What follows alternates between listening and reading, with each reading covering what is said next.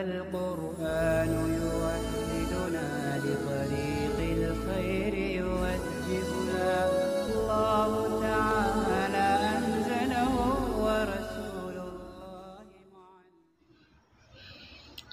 بسم اللہ الرحمن الرحیم۔ قسم دوم از مال نامی مال تجارت است۔ مال نامی میں سے دوسری قسم مال تجارت ہے۔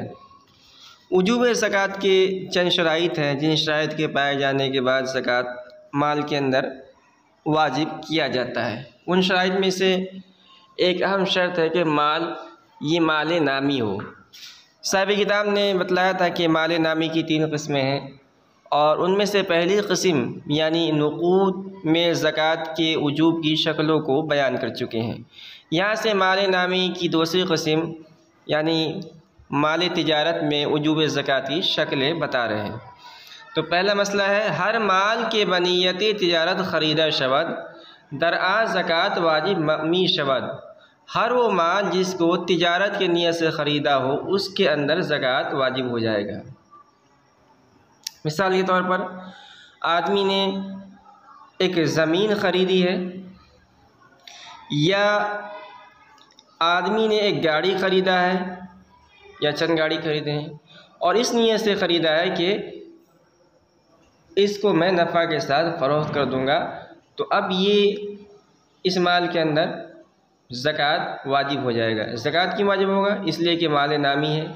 اور مال نامی ہونے کے ساتھ ساتھ یہ مال تجارت ہے، حاجت اصلیہ سے زائد ہے اور مال تجارت ہے۔ وگر کسے او را بخشیدہ باشد، اور اگر اس مال تجارت کو اس نے کسی کو دے دیا یا وصیت کردہ باشد، یا وصیت کر دیا کہ میرے مرنے کے بعد اس کو دے دیا جائے، یا زن را در مہر مال بدست آمدہ باشد، یا عورت کو مہر میں کوئی مال اس کے قبضے میں آیا ہو۔ یعنی کوئی عورت ہے اور نکاح ہوا تھا، نکاح میں جو مہر متعین ہوا تھا شوہر نے اس کو اس وقت ادا نہیں کیا تھا، کہا تھا کہ بعد میں دے دوں گا، اور بعد میں اس نے وہ مال عورت کو دے دیا۔ مثال کے طور پر طے ہوا تھا کہ مہر کے اندر میں تمہیں ایک گاڑی دوں گا، اور وہ گاڑی اس نے شادی کے بعد اس کو دیا۔ یا مرد را در خلا یا در صلح از قصاص مال بدست آمدہ باشد، یا مرد کو خلا میں یا قصاص کے صلح میں مال ہاتھ میں آیا ہو۔ تو یہ دوسری شکل ہے کہ مرد کے ہاتھ میں مال آیا ہو، اور مرد کے ہاتھ میں مال آنے کی 2 شکلیں ہیں۔ ایک شکل تو یہ ہے کہ عورت اپنے شوہر سے عاجز آ گئی ہے، چھٹکارا پانا چاہتی ہے، لیکن مرد بھی ہٹ دھرم میں طلاق دینا نہیں چاہتا اسے، تو عورت نے اس سے بات چیت کی اور کہا کہ ایسا ہے کہ میں تمہیں کچھ مال دوں گی، 1 لاکھ روپے دوں گی، تم مجھے طلاق دے دو۔ شوہر راضی ہو گیا، چنانچہ عورت نے اس کو 1 لاکھ روپے دیے تو شوہر نے طلاق دے دیا، تو مرد کے قبضے میں 1 لاکھ آیا ہے۔ یا کسی نے مرد کی مثال کے طور پر ایک آدمی ہے اور اس کو کسی نے قتل کر دیا، اس کے بھائی کو قتل کر دیا مثال کے طور پر، اور پھر قاضی کے پاس معاملہ پہنچا اور یہ آدمی صلح پر راضی ہو گیا کہ چلیے ایسا ہے کہ میرا بھائی تو مقتول ہو گیا، اگر میں اس کا بدلہ لوں بھی تو وہ تو زندہ نہیں ہو سکتا ہے، ایسا ہے کہ تم مجھے مال لے دو۔ 1 لاکھ پر معاملہ طے ہو گیا، اور اس آدمی کے قبضے میں 1 لاکھ روپے آ گیا۔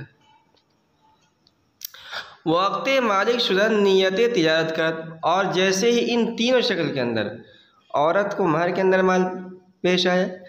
ہاتھ میں قبضے میں آیا، یا مرد کو خلا کے اندر یا قصاص کے بدلے کے اندر مال ہاتھ میں آیا، تینوں شکل کے اندر جیسے ہی مالک یا انسان نے تجارت کی نکل لی کہ میں جو ہے اس مال کو تجارت کے اندر لگاؤں گا، یعنی تجارت اس کو فروخت کروں گا، اپنے ضروری حاجت اصلیہ کے اندر استعمال، یعنی اس کو اپنے حاجت اصلیہ میں شامل نہیں کروں گا۔ نزد ابو یوسف درا زکوٰۃ واجب شود، تو کہہ رہے ہیں کہ امام ابو یوسف رحمۃ اللہ علیہ کے نزدیک اس مال میں جیسے ہی نیت کرے گا وہ مال تجارت بن کر اس میں زکوٰۃ واجب ہو جائے گا۔ نہ نزد محمد، نہ کہ امام محمد رحمۃ اللہ علیہ کے نزدیک، یعنی امام محمد رحمۃ اللہ علیہ کے نزدیک محض نیت سے اس میں زکوٰۃ واجب نہیں ہوگا جب تک کہ اس کو وہ فروخت نہ کرے۔ مسئلہ اگر در میراث مال بدست آمدہ باشد، کہہ رہے کہ اگر میراث میں کوئی مال قبضے میں آیا ہو، اگرچہ وقت مردن مورث نیت تجارت کرد، اگرچہ مرتے وقت مورث نے تجارت کی نیت کی ہو، مال تجارت نہ شود تو مال تجارت نہیں ہوگا، وہ زکوٰۃ درا باتفاق واجب نہ شود، اور بالاتفاق اس میں زکوٰۃ واجب نہیں ہوگا، نہ تو امام ابی یوسف رحمۃ اللہ علیہ کے نزدیک نہ امام محمد رحمۃ اللہ علیہ کے نزدیک۔ مثال کے طور پر ایک آدمی ہے اور اس نے ڈھیر سارا مال خریدا، مثال کے طور پر گاڑی خرید لی اس نے، اور کہا کہ میں شو روم کا گاڑی کا شو روم بنا لیا تھا، اس نے کہا کہ میں جو ہے اسے تجارت کروں گا، ان سب گاڑیوں کی بزنس کروں گا، اور اتفاق سے اس کا انتقال ہو گیا۔ اب اس کی مثال کے طور پر 4 لڑکے تھے اور چاروں لڑکے کے حصے میں چند گاڑیاں آ گئی، تو کیا اس مال کے اندر، یعنی جو گاڑی ان کے لڑکوں کے قبضے میں آیا ہے میراث میں، اس میں زکوٰۃ واجب ہوگا؟ کہہ رہے بالاتفاق واجب نہیں ہوگا، نہ امام محمد رحمۃ اللہ علیہ کے نزدیک اور نہ امام ابی یوسف رحمۃ اللہ علیہ کے نزدیک۔ مسئلہ اگر غلام را برائے تجارت خرید کر، اگر کسی نے کسی غلام کو تجارت کے واسطے خریدا، پستر نیت استخدام کر، اس کے بعد اس نے خدمت کی نیت کر لی، مال تجارت نہ ماند، تو وہ مال تجارت میں شمار نہیں ہوگا۔ یعنی ایک آدمی نے ایک غلام خریدا اور یہ نیت کی تھی کہ میں اس کو فروخت کر دوں گا اگر اچھی قیمت مل جائے تو، پھر بعد میں دیکھا کہ غلام کے عادت اطوار بہت اچھے ہیں، اس سے انسیت ہو گئی اور پھر اس کو کہا کہ بیچوں گا نہیں، اس کو خدمت کے لیے رکھ لوں گا، تو اس میں زکوٰۃ واجب نہیں ہوگا۔ اگر برائے استخدام خرید کر، اور اگر اس نے کوئی غلام خدمت کی نیت سے خریدا، واپستہ نیت تجارت کر اور پھر تجارت کی نیت کر لی، مال تجارت نہ شود تاکہ آرا نہ فروشد، تو وہ غلام مال تجارت میں شمار نہیں ہوگا جب تک کہ اس غلام کو فروخت نہ کر دے۔ مثلا مال تجارت دا بزر یا سیم در آنچے نفع فقراء باشد قیمت کا در شود، کہہ رہے کہ مال تجارت کو یا تو سونا چاندی جس کے اندر فقراء کا نفع ہو اس کی قیمت لگا کر ادا کی جائے گی۔ تو یہ مسئلہ پہلے بھی آ چکا ہے کہ زکوٰۃ کے اندر فقراء کی منفعت کا لحاظ کیا جاتا ہے، تو جس کے اندر فقراء کا زیادہ نفع ہو اسی اعتبار سے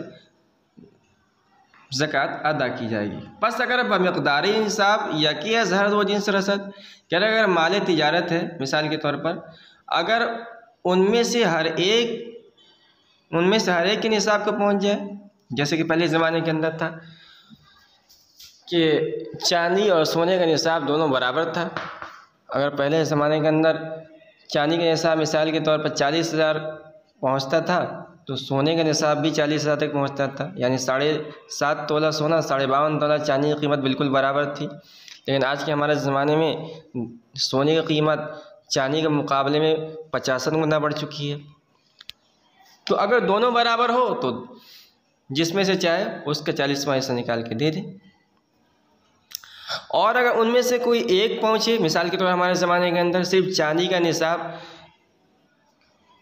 اگر لگایا جائے مال تجارت میں تو 40,000 کے آس پاس پہنچتے ہی اس پر زکوٰۃ واجب ہو جائے گا، اور اگر سونے کے حساب سے لگایا جائے تو تقریباً 60-70% لوگوں کا زکوٰۃ ہی واجب نہیں ہوگا، تو اس میں فقراء کا نقصان ہے، اس لیے چاندی کے حساب سے ہی زکوٰۃ واجب کیا جاتا ہے، اور آج ہمارے ہندوستان کے اندر رواج ہے۔ از ہر دو جنس رسد چہلم حصہ در زکوٰۃ ادا کند، تو اس کا 40واں حصہ زکوٰۃ کے اندر ادا کیا جائے گا۔